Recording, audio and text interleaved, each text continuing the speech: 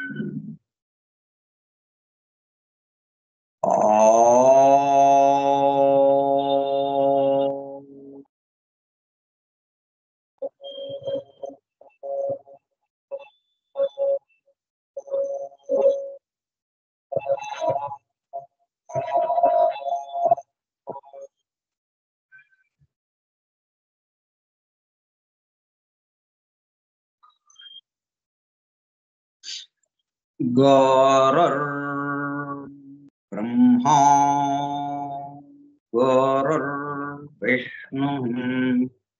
गुरुर्देवो महेश्वरः गुरुः साक्षात् परं ब्रह्म तस्मै श्री गुरवे नमः। व्यासं वसिष्ठनप्तारं शक्तेः पौत्रमकल्मषम् पराशरात्मजं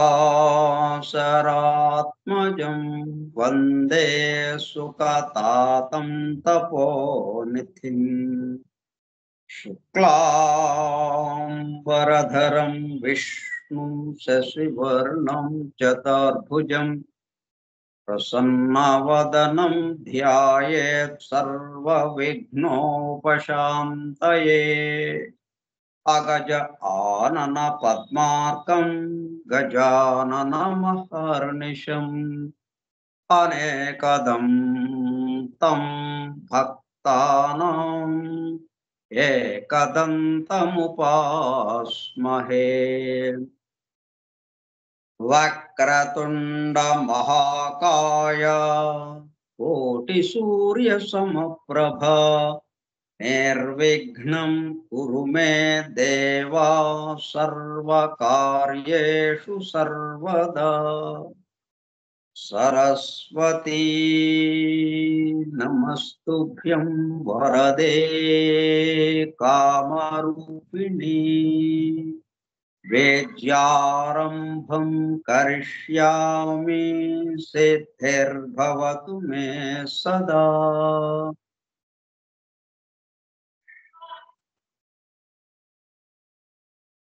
ॐ भूर्भुवः स्वः ॐ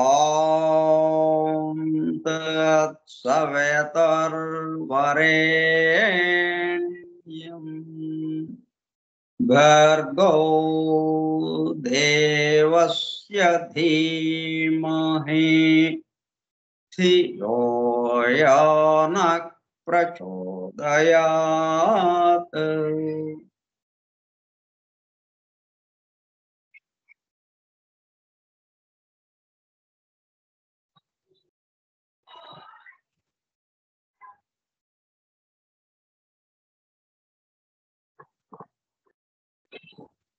Vasudev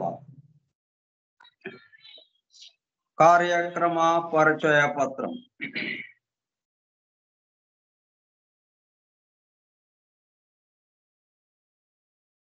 Forum for Truth Seekers సత్యాన్వేషకుల బృందం పరమ గురువులు హెలెనా పెట్రోనా బ్లవెట్స్కీ ద్వారా సమస్త మానవాళి ఆధ్యాత్మిక అభివృద్ధి పరిపూర్ణతల కొరకు అందించిన మ్యాగ్నమ్ ఓపస్ పరమాద్భుత దివ్య గ్రంథము.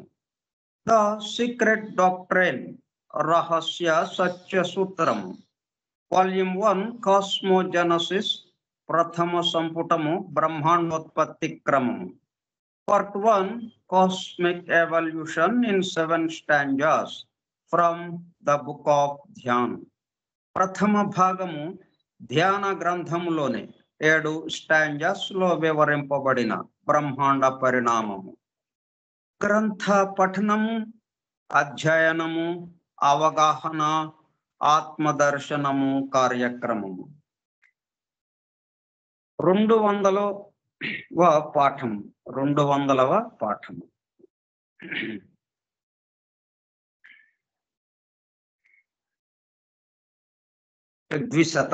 ద్విశతవ పాఠము. 16/10/2024 బుధవారము సాయంత్రం 4:30 గంటలు.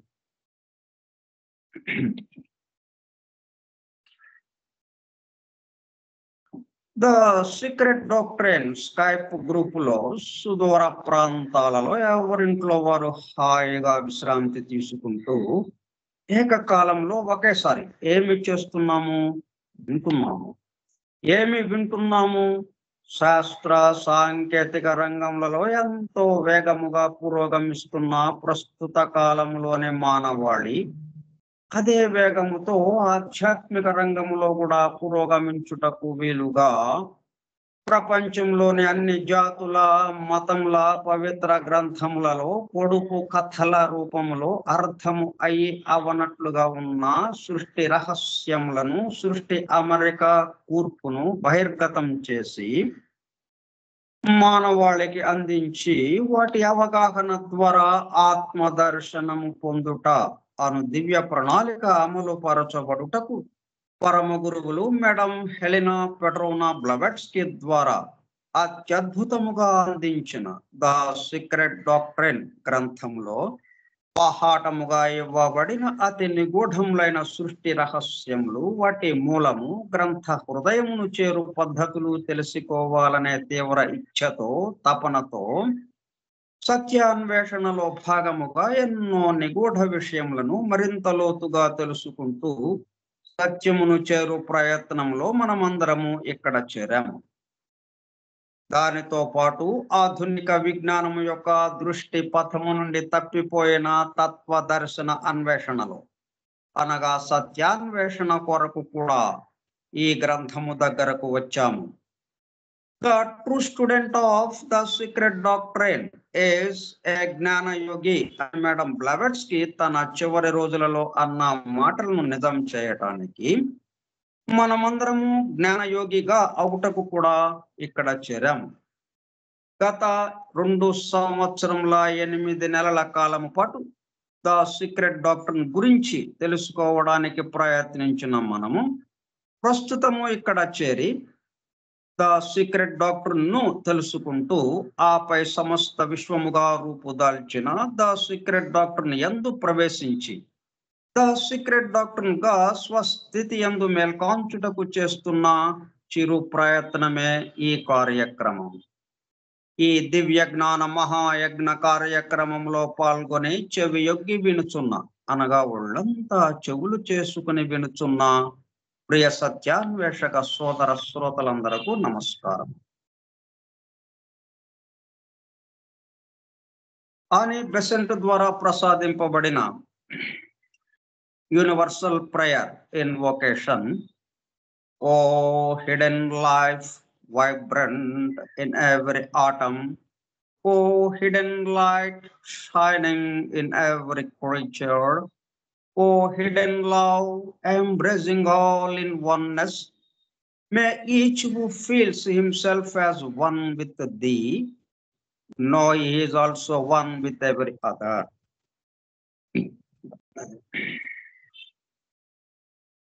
మనం ఇప్పుడు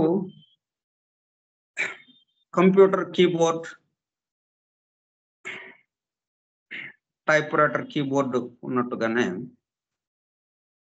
అట్లాగే టీవీ రిమోట్లు, ఇట్లా గ్యాడ్గెట్స్ ఏవేవైతున్నాయో వాటన్నిటికీ రిమోట్లు ఉన్నాయి మనకి. అలాగా అటువంటి వాటికి సంబంధించిన ఆకల్ట్ కీబోర్డ్. ఇదంతా భౌతికంగా మనం పని చేసుకోవటానికి వీలుగా అందుబాటులో ఉన్నవి ఇవి. ఈ సమస్త సృష్టికి సంబంధించి ఈ సృష్టిని ఎట్లాగా ఆవిర్భవింప చేయటం, ఎలా సృష్టి ఉత్పత్తి అవ్వడం, ఆ బ్రహ్మాండోత్పత్తి, అలాగే పరిణామ క్రమం, ఈ విషయాలన్నిటినీ చేయటానికి వీలుగా దానికి కూడా కీబోర్డ్ కావాలి. ఆ కీబోర్డే ఆకల్ట్ కీబోర్డ్. రహస్యముగా, గుప్తముగా ఉన్న కీబోర్డ్ అది. దాంట్లో ఎన్ని మీటర్లు ఉన్నాయి? ప్రధానంగా 4 మీటర్లు. ఏమిటవి? Colour, sound, shape, number.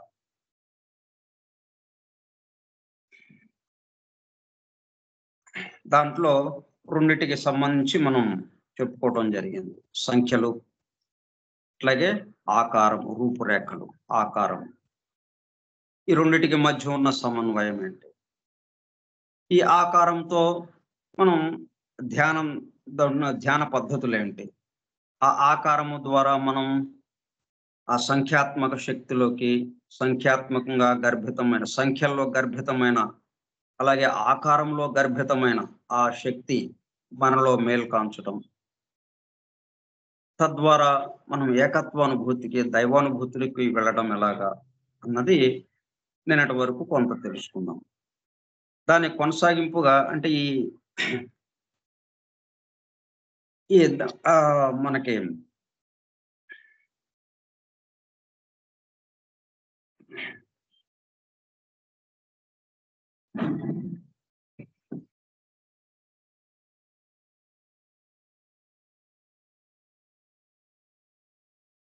ఆ ధ్యాన పద్ధతి, శ్రీ విద్య, అలాగే లలిత ధ్యానము, శ్రీ చక్రము, వాటికి సంబంధించిన విషయాలు నిన్న తెలుసుకున్నాం మనం. దానికి కొనసాగింపుగా మరిన్ని విషయాలు మనకి ఈ స్పిరిచువల్ అస్ట్రాలజీ అన్న గ్రంథంలో మాస్టర్ గారు ఇచ్చారు. అది కూడా దీనికి జత చేద్దాం. దీన్ని తెలుగు అనువాదం వేదాంతమానందాచారి గారు అందించారు. దాంట్లో తులారాశి, ఒక్కొక్క రాశి యొక్క దివ్య కారకత్వాలు మనకి అందించారు స్పిరిచువల్ అస్ట్రాలజీ అన్న గ్రంథంలో. దాంట్లో తులారాశికి సంబంధించిన విషయాలు చెప్తూ ఈ ధ్యాన పద్ధతుల గురించి చర్చించారు. తాంత్రిక ఉపాసన చేయుటలో ప్రజ్ఞకు సంబంధించి 2 మార్గములు కలవు. ఒకటి అనుకూలము, దీనినే దక్షిణాచారము అందరు. రెండవది వ్యతిరేకము, దీనినే వామాచారము అందరు. అనుకూలము అంటే ప్రకృతి నియమ నిబంధనలకి, సృష్టి ధర్మాలకి, ప్రకృతి ధర్మాలకి, సృష్టి నడుస్తున్న దానికి అనుగుణంగా ఏదైతే ఉందో అది అనుకూలము. దాన్ని దక్షిణాచారము అంటాము. ఇక వ్యతిరేకము అంటే ఇది డిఫాల్ట్ సెట్టింగ్, వ్యతిరేకంగా ఉండేది. మనకి స్థూలానికి వచ్చేటప్పుడు కల్లా మనలో కదిలే ఆలోచనలన్నీ వ్యతిరేకంగానే ఉంటాయి. అది సహజం. వ్యతిరేకమైన ఆలోచనలే కదులుతుంటాయి. అట్లా వ్యతిరేకంగా చేసే ధ్యాన పద్ధతులను ఏమంటారంటే వామాచారము అంటారు. దక్షిణాచారము, వామాచారం, 2 పద్ధతులు ఉన్నాయి ఈ ధ్యానానికి సంబంధించి. మనస్సును కేంద్రీకరించు విధానమున సాధన చేసినచో మానవుని ప్రజ్ఞ పతనమై క్షుద్ర దేవతోపాసకుల అంటే బ్లాక్ మెజిషియన్ సామ్రాజ్యంలో అంతరించిపోవును. ఈ ధ్యానం చేయటంలో ఒక విషయం మీద కేంద్రీకరించటము అనేటప్పుడు కల్లా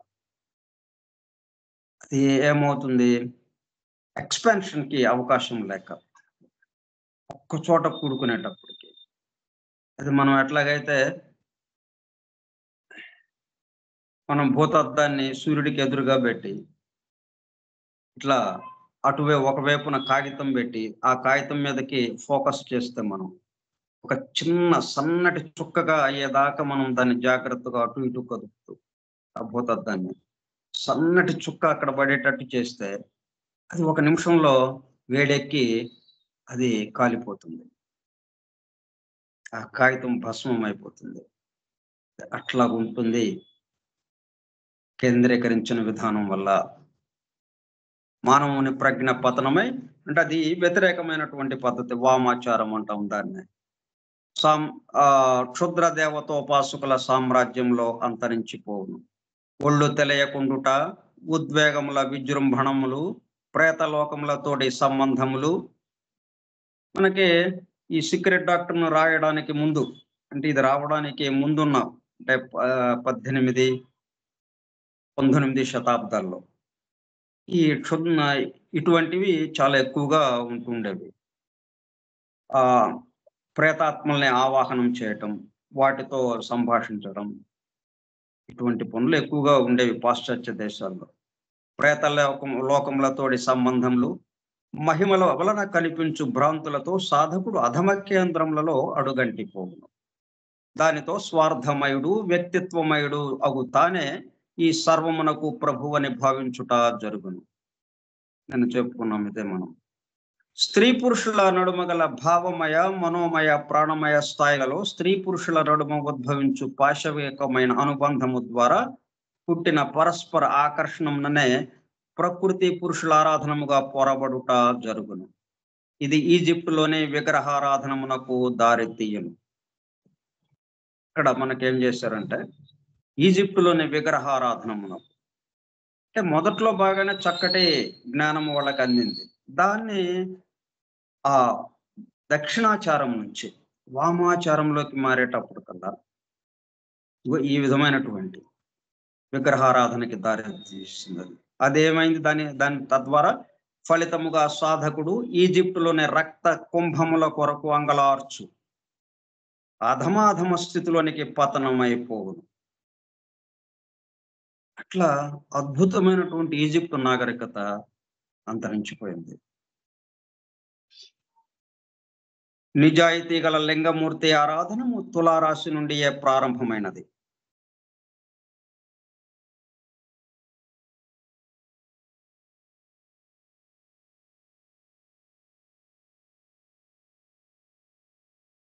ప్రాచీన కాలపు అనేక మతములలోని శుక్రగ్రహారాధనము మధువు మగువుల కొరకే అంగలార్చు అధమాధమ స్థితికి దారి తీసినది. మానవునకు గల అపేక్షలు సహజముగానే ఆవేశములతో కలగలిసి ఉండును. ఈ మొత్తము మబ్బు వంటి భావమే ప్రేమగా లోకంలో తప్పుగా చలామణి అగుచున్నది. మానవుని తత్వమందలి రసవాద విద్య ద్వారా నిరంతరముగా పరిశుద్ధి నొందిన తరువాతనే శుద్ధమైన మేధాశక్తి సిద్ధించును.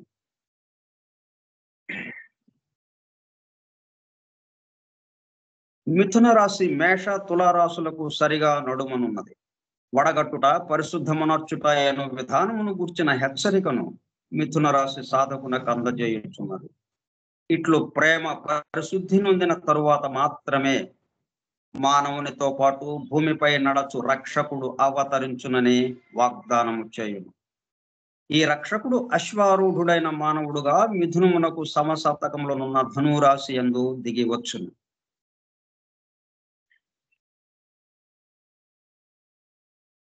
ఈ అంశమును గురించిన వివరణము ఒక ఉద్గ్రంథమగును. మానవుని ద్వారా వెలువడు దివ్య ప్రేమ చేయు మహాత్మ్యులను దివ్య మహిమలు అందురు.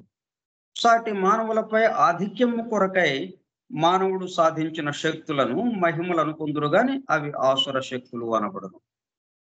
ఈ విధంగా మనం ఆ ధ్యాన పద్ధతుల్లో 2 రకాలైనవి, దక్షిణాచారము, వామాచారము జరుగుతూ ఉంటుంది. మనకు అందినంత పేర ఇప్పుడు ప్రాథమికంగా మనం మన చుట్టూ ఉన్న వారి కోసం ఉన్నాము అన్న భావనతో ఇంకా ఏది చేసినా గానీ మనము చాలా నిరపాయముగా ఏమాత్రము ప్రమాదం లేకుండా చక్కగా ఆ దక్షిణాచారం అనేది ఏదైతే ఉందో దాన్ని ఆ మార్గంలో వెళుతూ మనము దివ్యానుభూతిలోకి వెళ్ళటానికి, దైవానుభూతిలోకి, ఏకత్వానుభూతిలోకి వెళ్ళటానికి అవకాశం ఏర్పడుతుంది. అది ఈ రెండిటి ద్వారా జరుగుతుంది కదా మనకి సంఖ్య, ఆకారము, ఆకృతి లేక రూపము, ఈ రెండు. తర్వాత మూడో కీబోర్డ్ ఏంటి? ఆ మూడో మేట వర్ణం, రంగు, కలర్. మానవుని అందున్న పంచకోశములలో విజ్ఞానమయ కోశము ఉన్నత పరిణామ దశను సూచించును. వాని యందు ఊర్ధ్వ అధకక్షలు ఉన్నవి. మనం ఎక్కడికి వెళ్ళినా కానీ ఈ విభాగం వస్తూ ఉంటుంది. Higher triad, lower quaternary. ఎక్కడికి వెళ్ళినా కానీ అక్కడికక్కడికి దాన్ని అలాగా సర్దుకోవచ్చు. దాంట్లో ఊర్ధ్వ భాగం ఉంటుంది, అధో భాగం ఉంటుంది. ఇప్పుడు ఈ ధ్యాన పద్ధతుల్లోకి వెళ్ళాం. దీంట్లో కూడా అదే విభాగం వచ్చింది మనకి. ఊర్ధ్వ భాగం, అధో భాగం. అధో భాగం వామాచారంగా తాంత్రిక ఉపాసనలతో క్షుద్ర దేవత ఉపాసనలుగా మారిపోయింది. అది ఊర్ధ్వంగా అయ్యేటప్పుడు కల్లా దక్షిణాచారంగా మనం ఆ దైవానుభూతిలోకి వెళ్ళటానికి అవకాశం ఏర్పడింది. అట్లా ఊర్ధ్వ అధ కక్షలు. ఊర్ధ్వ కక్షల యందు దివ్య శక్తుల ప్రభావము ఎక్కువగా ఉంటుంది. అట్టి శక్తులపై మన ధ్యానమును అతి జాగరూకతతో నిలిపినచో వర్ణము లేక రంగు అనున్నది రూపమునకు కారణముగా మనకు దర్శనమిచ్చును. ఇక్కడ అంటే ఒకదానికొకటి ఏ విధంగా సంబంధం ఉందో మనకి చూడండి. సంఖ్య ద్వారా ఆకారం ఏర్పడుతుంది. ఈ ఆకారానికి మళ్ళీ కారణము రంగు.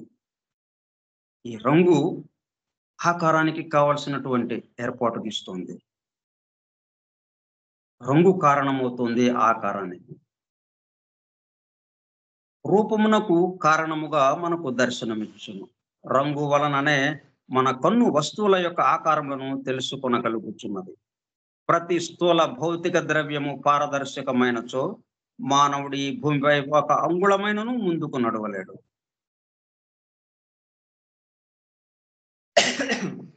సూర్యకిరణములు ఈ భూమిపై ప్రసరించుట వలన రంగులు ఉత్పన్నములవుచున్నవి. మరి ఈ రంగులు ఎక్కడి నుంచి వస్తున్నాయి? సూర్యకిరణాల నుంచి. ప్రధానమైనటువంటివి 7 కలర్స్, 7 రంగులు. ఆ రంగులు కొన్ని స్పందనములను కల్పించును. ఆ స్పందనముల సహాయముతో మానవుడు స్థూల భౌతిక జగత్తులోని ఆకారములను గుర్తించగలుగుతున్నాడు. కానీ సూర్యకిరణంలోకి రంగులు ఎట్లు వచ్చుతున్నవి? చూడండి, ఒకదానికొకటి ఎక్కడికక్కడే. దానికి ఇది ఎట్లాగొచ్చింది అంటే దాని వెనక్కి వెళ్ళటానికి అవకాశం ఉంటుంది. ఏదైనా కానీ తనంతరకు తను అక్కడ ఉన్నది లేదు. ఒకటే ఒక్కటి ఉన్నది, తనకు తాను, ఆ పరమాత్మ తత్వం. తనకు తాను అంతే. తనకి కారణము ఎవ్వరు లేరు. తనే కారణము, తనే కార్యము అన్నట్టుగా. తర్వాతది ఏది చూసినా కానీ మనకి కారణము, కార్యము ఇట్లా రెండుగా విభాగింపబడుతుంది.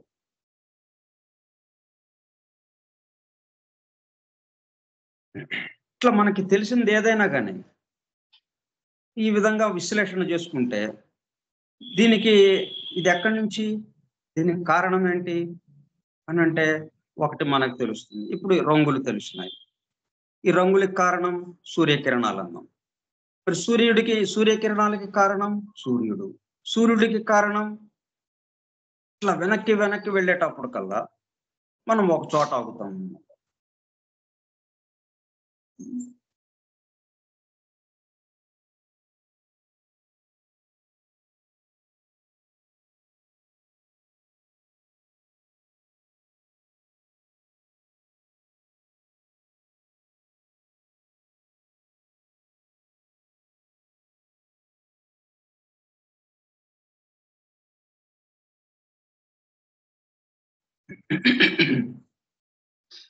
ఇట్లా ప్రశ్నలు వేసుకుంటూ కారణం ఏంటి అలాగా వెళ్తూ ఉంటే ఒక చోట ఆగిపోతాం. తనకు తనే ఇంకా దానికి కారణం లేదు, అక్కడతో ఆగిపోతుంది. ఏది మనం పరిశీలించినా, ఒక గడ్డి మొక్కని పరిశీలించినా ఎక్కడికి తీసుకెళ్తుంది అది మనల్ని? ఆ దైవం దగ్గరికి, ఆ పరమాత్మ తత్వం దగ్గరికి తీసుకెళ్తుంది. ఎందుకంటే సమస్త ముందు ఆయనే ఉన్నాడు కాబట్టి. మొత్తం ఎట్లాగైతే కరెంటు తయారయ్యే ఈ ఎలక్ట్రిసిటీ, విద్యుత్ శక్తి తయారయ్యే చోట నుంచి మనం ఉపయోగించుకునే చోట వరకు ఎలాగైతే నిరంతరాయంగా ఉందో కంటిన్యూగా ఎలాగైతే ఉందో ఎక్కడ అబ్స్ట్రాక్షన్ లేకుండా, అట్లా ఆయన నుంచి మన వరకు ఒకటే ఇదిగా ధారగా, ఒకే ధారగా బాగా మనం సూర్యుడి నుంచి సూర్యకిరణాలు ఎలాగైతే మన వరకు వస్తున్నాయో, సూర్యుడి నుంచి సూర్యకిరణాలు మన వరకు ఒకే ధారగా వస్తున్నాయి. అట్లాగా మనం దైవంతో అలా సంబంధం కలిగి ఉన్నాం. అందువల్ల ప్రతిదీ అట్లాగే కలిగి ఉన్నది. అందువల్ల ఈ దేన్ని చూసినా గానీ దాని దగ్గర నుంచి అలా నెమ్మదిగా వెళ్ళేటప్పుడు కల్లా అక్కడికెళ్ళిపోతాం.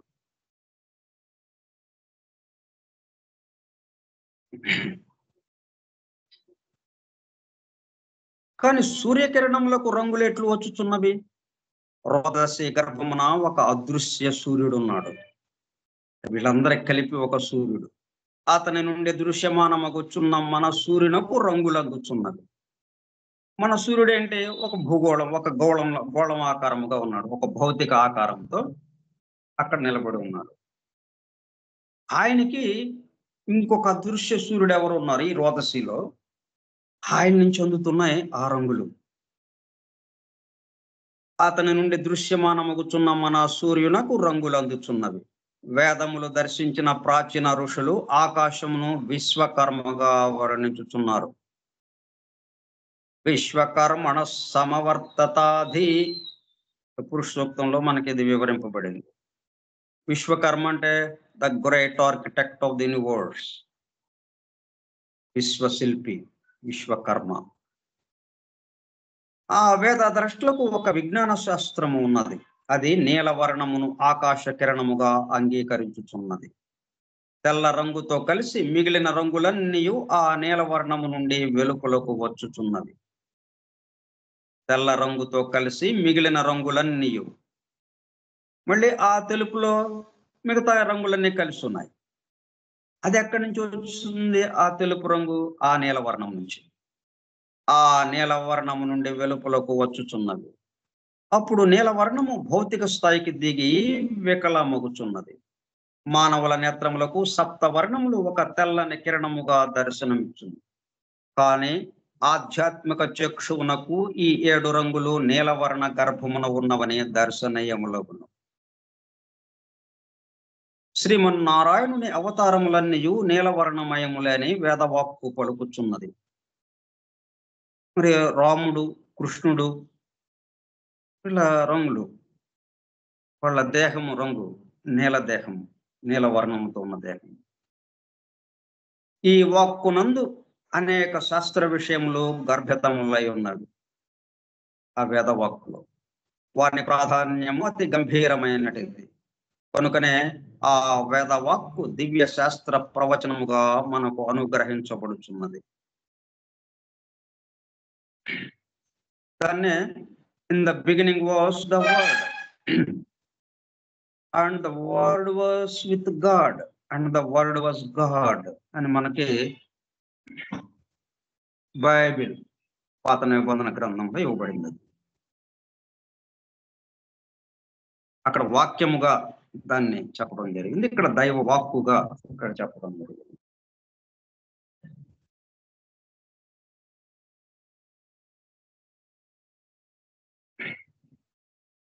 వర్ణములను ధ్యానించుటకు 3 పద్ధతులు ఉన్నవి. అందొకటి ఈ విధముగా ఉండును. మన చర్మ చక్షువులతో భౌతిక జగత్తులోని వర్ణములను చూచి వానిని మన మనస్సుతో అనుసంధానము చేయుట మొదటి మెట్టు. ఇదంతా ఏంటి? ధ్యానించటం. ధ్యానం ఎందుకు? దానిగా మారిపోవటం. ధ్యాన పద్ధతి ఎందుకు ఇచ్చారు? మనం దేన్నైతే ధ్యానిస్తున్నామో, మనం దేన్ని ధ్యానిస్తాము? ఏదో మనకన్నా తక్కువ స్థాయి, ఈ రోజుండి రేపు కనుమరుగయ్యేది, అశాశ్వతమైనది, తక్కువ స్థాయికి చెందినది, అటువంటి వాటిని మనం ధ్యానించం కదా. మనం ఏదైనా ధ్యానిస్తున్నామంటే మనకన్నా మించినది, మనకన్నా ఉన్నతమైనది, అది ఏదో ఒకటి మనం పెట్టుకుని దాన్ని ధ్యానిస్తాం. కాబట్టి ఆ ఉన్నతమైన దానిగా మనం మారటం. ధ్యానం యొక్క ప్రయోజనం దానిగా మారటం. వాటిల్లో 3 పద్ధతులు మనకి ఈ రంగులకి సంబంధించి ధ్యానించడానికి 3 పద్ధతులు ఇచ్చారు. అక్కడ అంతకుముందు మనం ఏం చేసాము? ఆకారాన్ని ధ్యానించాం. ఆ ఆకారము దేనితో కలిసి ఉన్నది? సంఖ్య గర్భిత శక్తితో కలిసి ఉన్నది. అట్లా వాటిని ధ్యానం చేస్తాం. ఇప్పుడు రంగుల్ని ధ్యానం చేస్తున్నాం. రంగుల్ని ధ్యానం చేయటంలో మొదటి మెట్టేమిటి? మన చర్మ చక్షువులతో భౌతిక జగత్తులోని వర్ణములను చూచి, వానిని మన మనస్సుతో అనుసంధానము చేయుట మొదటి మెట్టు. మనకి ఏ రంగు ఎట్లాగా కనిపిస్తుందో, ఆ రంగులాగానే మనం కళ్ళు మూసుకొని దాన్ని ధ్యానం చేయటం. ఆ రంగుని గమనిస్తూ. మరి ఒక పద్ధతి ఉన్నది. దీని ప్రకారము కనులు మూసి గాని, తెరచి గాని ఆ రంగులను మనస్సున ధ్యానించుటను ఈ పద్ధతి తెలియచేయను. అంటే కళ్ళు తెరిచే ఉంటాయి. కానీ మొత్తం వ్యవస్థంతా మనసు దగ్గర ఉండిపోతుంది. ఆ మనస్సు ఆ రంగు మీద ధ్యానం చేస్తూ ఉంటుంది. మనం బాహ్యంగా చూడటానికి కళ్ళు తెరిచి అటు ఇటు చూస్తున్నాడు అనుకుంటాం మనం. కానీ వాడు బయట కళ్ళు తెరిచి ఉన్నప్పటికీ అసలు ఆ రంగు మీద ధ్యానంతో లోపల ఉన్నాడు వాడు. అదొక పద్ధతి. అట్లా కళ్ళు మూసి గాని, తెరచి గాని ఆ రంగులను మనస్సున ధ్యానించుటను ఈ పద్ధతి తెలియచేయును రెండవది. ఈ రెండవ పద్ధతి మొదటి దానికంటే శక్తివంతమైనది.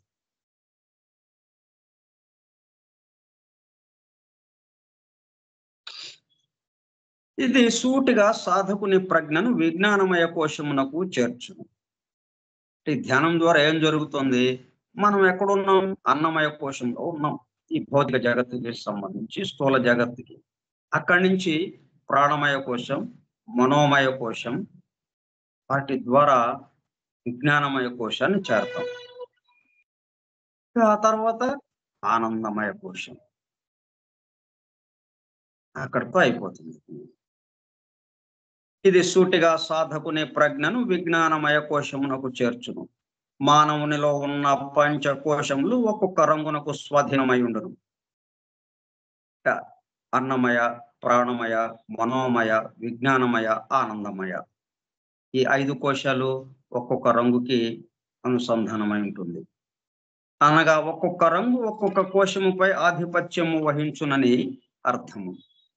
ఆకుపచ్చ రంగు స్థూల భౌతిక కోశముపై ప్రభావమును నెరపును. ఇది శనిగ్రహమునకు చెందిన రంగు. మానవుని స్థూల భౌతిక జగత్తునకు బంధించుటయే ఈ శనైశ్చరుని ధర్మం. స్థూల భౌతిక జగత్తునకు బంధించుటయే ఈ శనైశ్చరుని ధర్మము.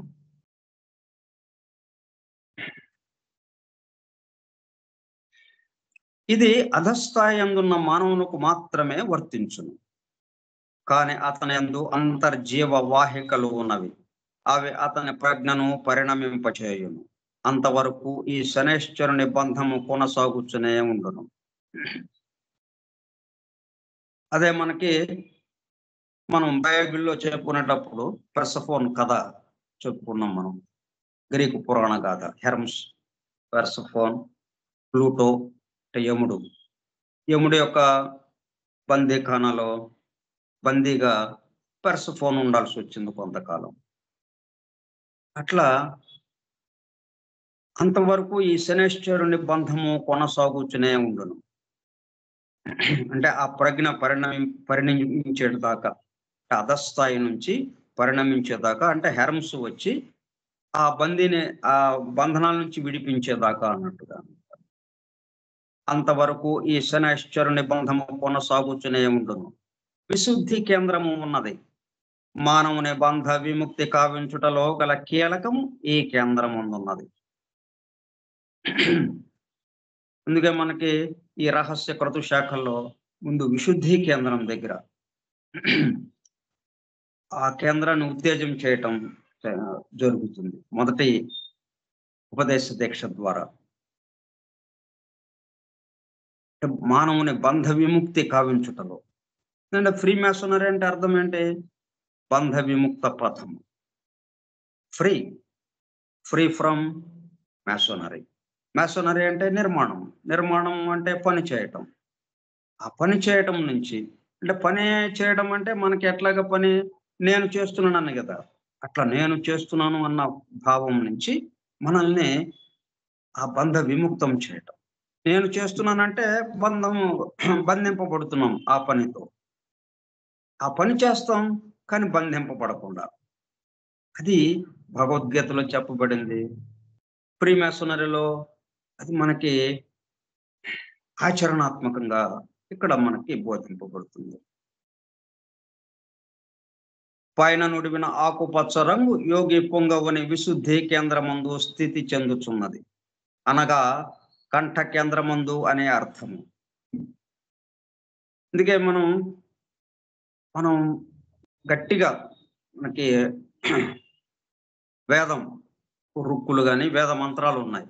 ఆ మంత్రాలన్నిటిని సూక్తాలని పురుష సూక్తము గాని, స్త్రీ సూక్తము గాని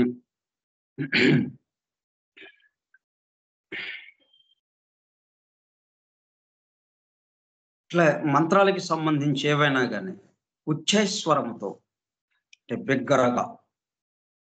బిగ్గరగా ఉచ్చరిస్తూ మన కంఠస్వరాన్ని మనం వినడం. తద్వారా ఏమవుతుంది? ఆ కంఠ కేంద్రం అంటే విశుద్ధి కేంద్రం ఉత్తేజం చెందటం జరుగుతుంది. ప్రభావితం అవ్వటం జరుగుతుంది. గురువరేణ్యుల యోగ శిక్షణ యందు సాధకుడు వర్తించుచున్నప్పుడు గురువు నుండి సూచన రానిచో అతడు ఈ ఆకుపచ్చని రంగుపై ధ్యానమును నిలుపకూడదు. శిక్షణ యందు ప్రాథమిక స్థాయిలో ఉన్న సాధకుడు ఈ ఆకుపచ్చ రంగుపై ధ్యానము నిలిపినచో అనేక కష్ట నష్టములకు గురియగును. ఎందుకంటే ముదురు ఆకుపచ్చ అయ్యేటప్పుడు కల్లా పూర్తిగా భౌతిక స్థాయికి లాగబడతాం.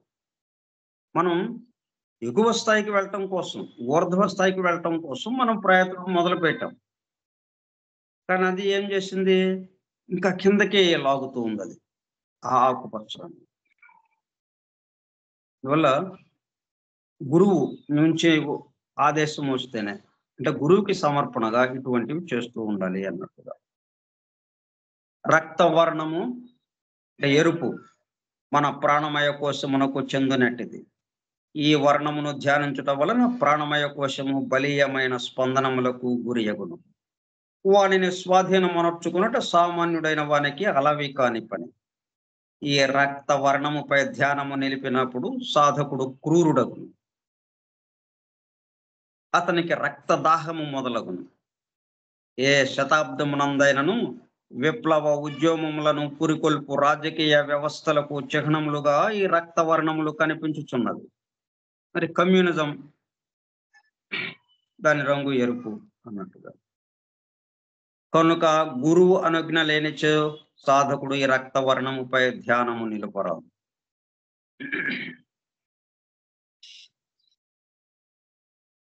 ఊదా రంగు అంటే వంగపూ ఛాయ మనలోని సూక్ష్మ కక్ష్యకు చెందినటిది. దీనిని ధ్యానించుట మిక్కిలి కష్టం. గురువు అనుగ్రహించు యోగ శిక్షణను అనుసరించి నీలవర్ణముపై ధ్యానము నిలిపినచో ఈ ఊదా రంగుపై సాధకునకు పట్టు చిక్కును. అంతటా అతడు తన ప్రాణమయ కోశంలోని అత్యంత సూక్ష్మ విభాగములపై సులభముగా స్వామిత్వమును నెరపగలడు. ఇక్కడ ఇంకో విశేషం ఏంటంటే ప్రతి కోశంలోనూ మిగతా 4 కోశాలు కూడా అంతర్లీనంగా ఉంటాయి. ఇప్పుడు మనం భౌతిక కోశం అంటున్నాం, అన్నమయ కోశం. ఈ అన్నమయ కోశంలోనే ఉప విభాగాలుగా ప్రాణమయ కోశం,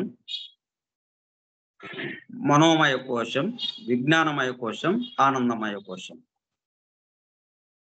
వీటన్నిటిని దాటినప్పుడే అప్పుడు మనం ఈ అన్నమయ కోశానికి పైన ఉన్నటువంటి ప్రాణమయ కోశంలోకి అడుగు పెట్టగలం.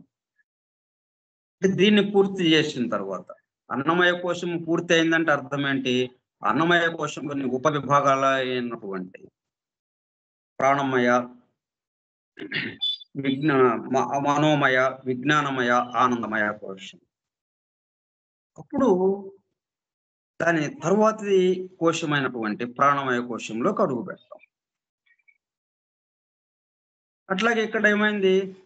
తన ప్రాణమయ కోశంలోని అత్యంత సూక్ష్మ విభాగములపై అక్కడ కూడా మళ్ళీ మిగతా 4 విభాగాలు, ఉప విభాగాలు. ప్రాణమయ కోశంలో మరలా ఈ అన్నమయ, అట్లాగే మనోమయ, విజ్ఞానమయ, ఆనందమయ. ఇట్లా అన్ని కోశాలు మళ్ళీ దాంట్లోకి వస్తాయి.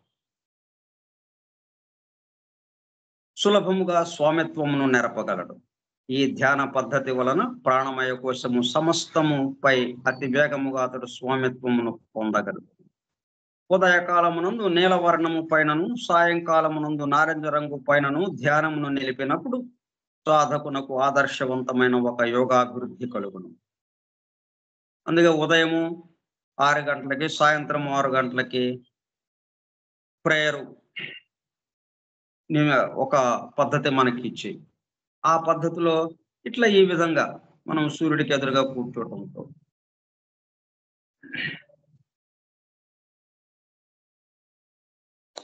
ఆ ఉదయం నీలవర్ణము పైనను సాయంకాలము నారింజ రంగు పైనను ధ్యానమును నిలిపినప్పుడు సాధకులకు ఆదర్శవంతమైన ఒక యోగాభివృద్ధి కలుగును. మాస్టర్ సివివి గారు అనుగ్రహించిన డీప్ మంత్రద్వారమున ధ్యాన యోగము సాగునప్పుడు అది ఒక తపస్సాధన అయి సాధకుని ప్రాణ ప్రవాహ శక్తిని ఇనుమడింపచేయును. గులాబీ రంగు సూక్ష్మ శరీరమునకు చెందినట్టిది. ఇది నాడీ మండల వ్యవస్థకు అనుకూలముగా వర్తించును. నాడులకు శక్తినిచ్చి వాటి బలహీనతలను పోగొట్టును.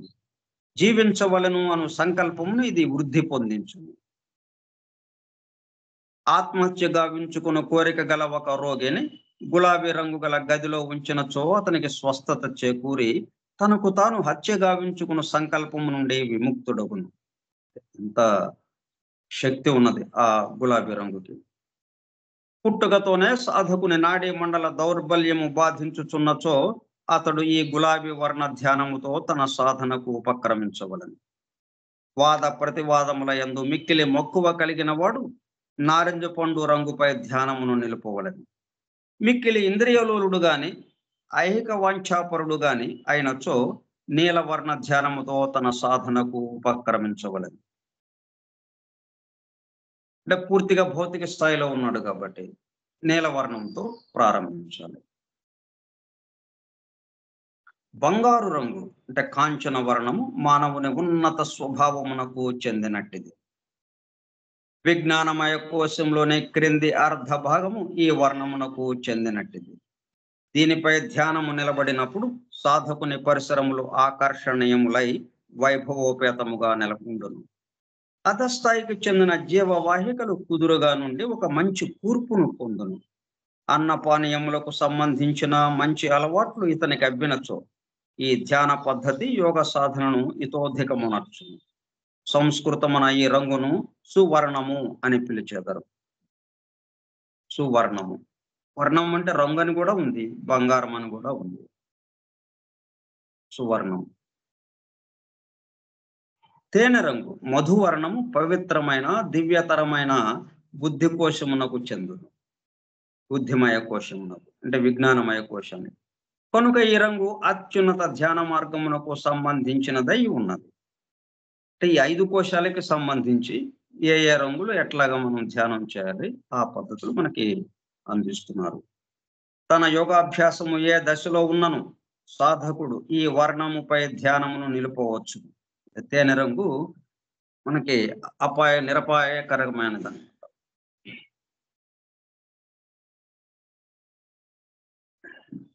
లౌకిక జీవనము నుండి ఉద్భవించిన ఉద్వేగ భరిత సన్నివేశముల సన్నికర్షముచే మోటు బారిన అధో జీవ వాహికల యొక్క ప్రక్రియ సమస్తము ఈ ధ్యానము వలన మృదు సమ్మేళనం ఉంది లాలిత్యమును సంతరించుకున్నాను. పూర్తిగా భౌతిక స్థాయికి అంకితమైపోయి మొత్తం మోటు బారిపోయి మోటు ఆలోచనలు, మోటు ప్రవర్తన, మోటు స్వభావముతో, ముతుక ఆలోచనలతో ఇవి ఎవరైతే ఉంటారో వాళ్ళు కూడా ఈ తేనె రంగుని ధ్యానం చేస్తే, తేనె రంగుపై ధ్యానం చేస్తే ఆ మృదుత్వం వచ్చేస్తుంది.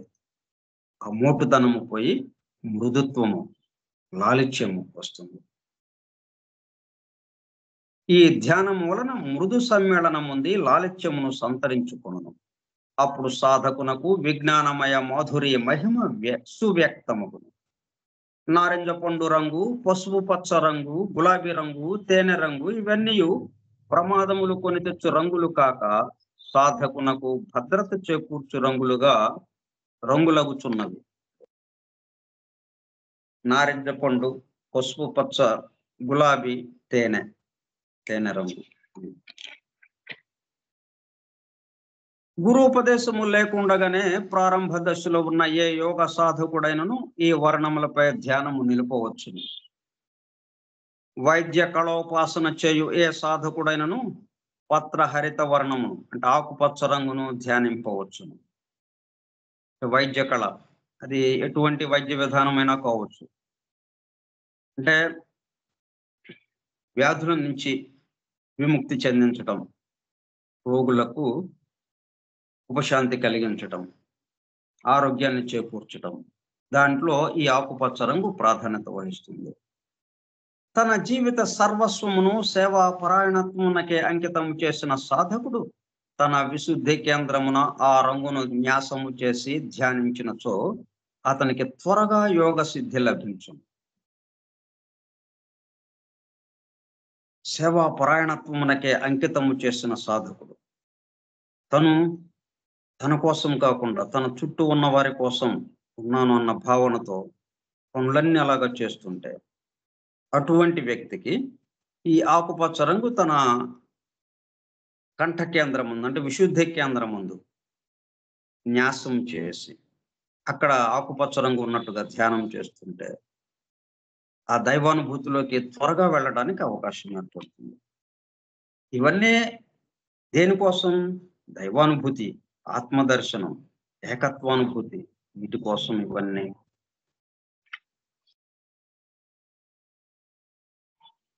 కానీ అచ్చట అతని కర్తవ్యము ఒకటి ఉన్నదని నొక్కి చెప్పవలెను. ఈయన స్థితికి దిగజారిన రోగగ్రస్తుల వికృతాకారమును చూచి అతడు యావగించుకొనకూడదు. జీసస్ ద క్రైస్ట్ కుష్టు వ్యాధిని వాళ్ళని అనేక రకాల వ్యాధులతో ఉన్న వాళ్ళని ముట్టుకోవటానికి కూడా భయపడి దూరంగా ఉండి వాళ్ళని గ్రామ బహిష్కారం చేసి, సంఘ బహిష్కారం చేసి, ఆ గ్రామానికి దూరంగా ఎక్కడో ఉంచి అటువంటి వ్యక్తులను కూడా ఈయన దగ్గరకు వెళ్ళి స్పృశించి ప్రేమతో యావగించుకోనకుండా ఎంతో ప్రేమాదరములతో వాళ్ళని హక్కున చేర్చుకున్నాడు. అట్లాగా ఉండాలి. హీన స్థితికి దిగజారిన రోగగ్రస్తుల వికృతాకారమును చూచి అతడు యావగించుకొనకూడదు. ఆ రోగుల నుండి వెడలుచున్న దుర్వాసనలను అతడు పట్టించుకొనకూడదు. అప్పుడే అతనికి యోగ సిద్ధి లభించును. యావగించుకున్న గాని భయపడిన గాని అతడు కర్తవ్య విముఖుడగుట తగదు. అట్లు చేసినచో సేవాపరాయణుడైనను ఆ సాధకుని ప్రాణమయ మనోమయ క్రియాకలాపంలో వక్రగతి చెంది ఆ కోశములు తమ సహజ స్థితిని కోల్పోయి చెల్లా చెదరవును. వక్రగతి తీవ్రమై అవి చెడిపోవును. హోమియోపతి సిద్ధాంత స్థాపకుడైన శామ్యూల్ హానిమన్ ఈ తీవ్ర వక్రతకు సోరా అని పేరిడెను. విపాకంలో అని అంటారు వీటిని. 3 రకాల విపాకాలు ప్రధానంగా ఉన్నాయని హానిమన్ ప్రతిపాదించాడు. రోగాలకి కారణం ఈ విపాకాలు లేకపోతే రోగం రావడానికి అవకాశమే లేదు అని తీర్మానించాడు ఆయన. మొట్టమొదటగా సోరా అన్నది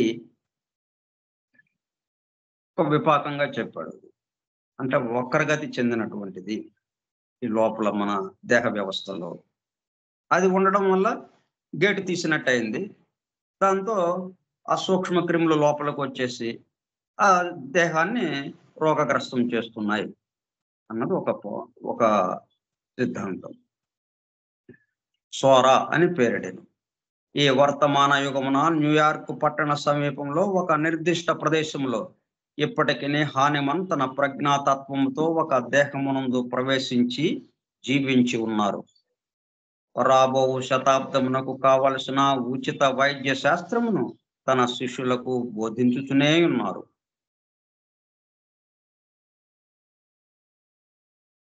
సో హానుమాన్ ఆ హోమియోపతిని లాగా ధారగా అందరికి అందిస్తూనే ఉన్నారు ఇప్పటికీ.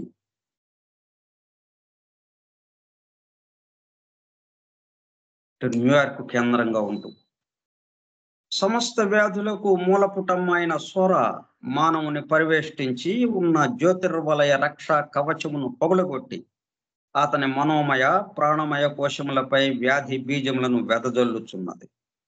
దీని వలన మానవుని స్థూల భౌతిక దేహము వ్యాధికి గురియగుచున్నది. దీనినే వ్యాధి సంక్రమించు పద్ధతి అని పిలుచుచున్నారు. సోరాయే వ్యాధి సంక్రమించుటకు మూల కారణముగా రూపొందుచున్నది.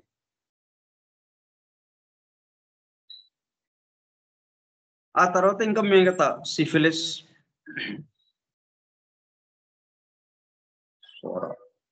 సైకోసిస్, సిఫిలిస్. అంటే సైకోసిస్ అంటే గనోరియా వ్యాధి. సుఖవ్యాధులు ఎక్కువగా ఉండేవప్పుడు ఆ కాలంలో. ఆ సుఖవ్యాధులకి వైద్యము అణిచివేయబడే వైద్యం జరుగుతున్నది. వ్యతిరేక వైద్యం. దానివల్ల ఏమైంది? అది దేహతత్వంలోకి వెళ్ళిపోయి ఒక విపాకంగా అది పరిణమించి సైకోసిస్ అనే విపాకంగా పరిణమించి అనేక వ్యాధులకి కారణమవుతుంది అది. అట్లాగే సిఫిలిస్ అనే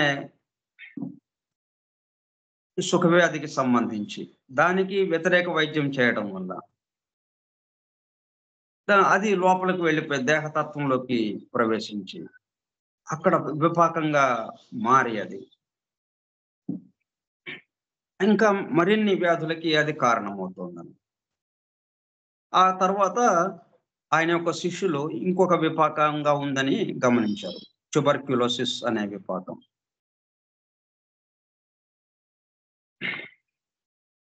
ఇట్లా 4 విపాకాలుగా ఈ హోమియోపతిలో చెప్పబడుతూ ఉంటుంది. దానికి మొత్తానికి మొట్టమొదటి విపాకము సోర. హరితవర్ణ ధ్యానము సకల సాంక్రామిక వ్యాధులకు గురియగునట్లుగా చేయను. కనుక ఈ ధ్యానమునకు ఉపక్రమించు ముందు సాధకుడు ఔషధములు ఇచ్చుట వలన, రోగికి సేవ చేసి రక్షించుట వలనను ఒక ఆధ్యాత్మిక సహాయకుడై మున్ముందుగా వర్తించవలెను. మనం ఈ డిస్పెన్సరీలు ఎక్కడైనా ఉచిత హోమియో వైద్యాలయాలు నిర్వహింపబడుతుంటే అక్కడకు వెళ్ళి మన సేవల్ని అందించడం, షీట్లు రాయడం గాని, మందులు కట్టడం గాని ఈ విధంగా చేస్తూ ఉండడం.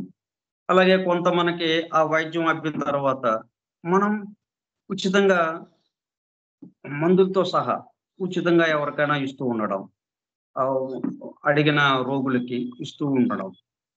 ఇట్లాగా వైద్య సేవ చేస్తూ ఉంటే అప్పుడు మనం ఆ హరిత వర్ణం మీద, ఆకుపచ్చ రంగు మీద ధ్యానం చేయటానికి. ఎందుకంటే రంగు మీద ఎందుకు ధ్యానం చేయాలి? మనం అత్యంత త్వరగా ఆ దైవానుభూతిలోకి వెళ్ళటానికి, ప్రజ్ఞ పూర్తిగా వికసించటానికి ఈ రంగుల మీద ధ్యానం చక్కగా ఉపయోగపడుతుంది అత్యంత తేలికగా. మరి అట్లా ఏ రంగుల మీద ఎలా ధ్యానం చేయాలి? ప్రమాదకరంగా లేకుండా మళ్ళీ. పూర్తి నిరపాయకరంగా. అంటే ఇదిగో ఈ పద్ధతులు ఇట్లాగా.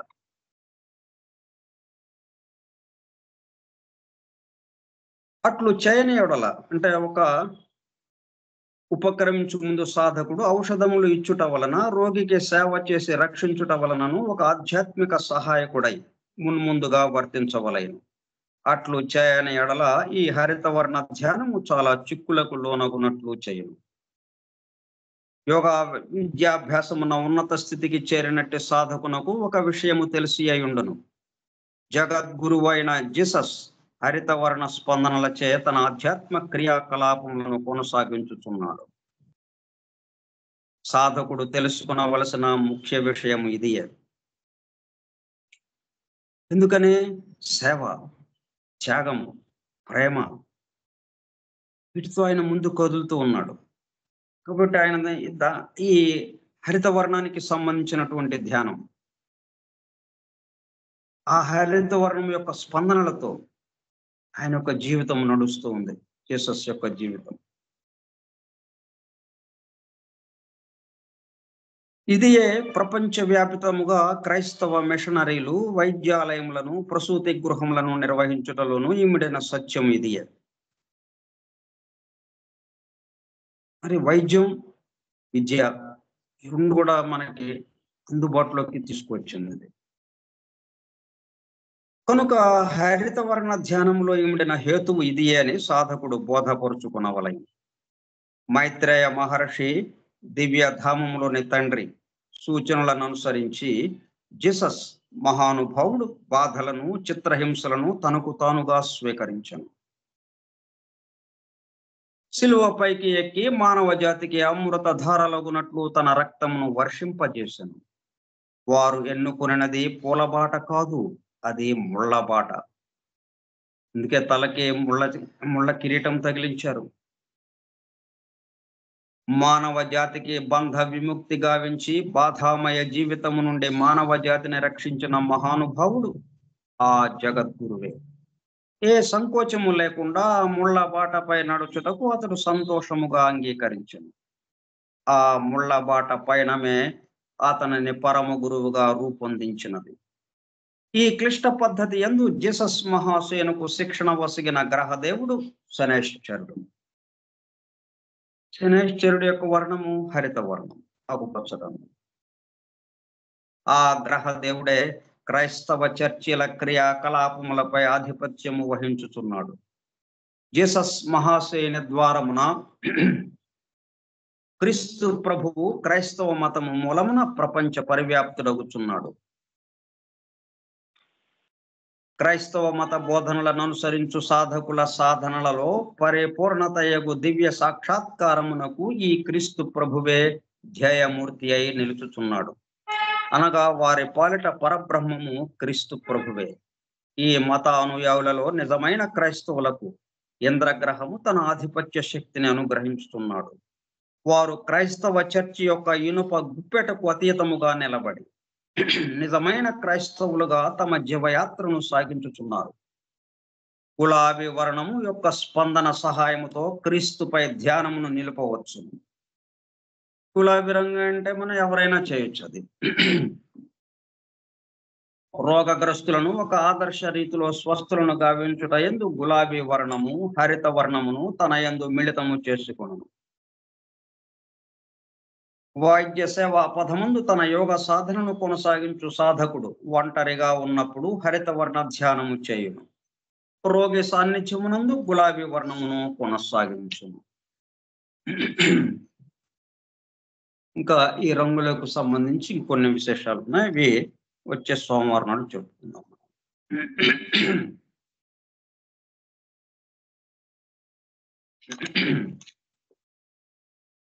స్వస్తి ప్రజాభ్యః పరిపాలయంతాం న్యాయేన మార్గేణ మహీం మహిషాః. ఓ బ్రాహ్మణేభ్యః శుభమస్తు నిత్యం. లోకాః సమస్తాః సుఖినో భవంతు. లోకాః సమస్తాః సుఖినో భవంతు. లోకాః సమస్తాః సుఖినో భవంతు. ఓం శాంతి శాంతి శాంతి.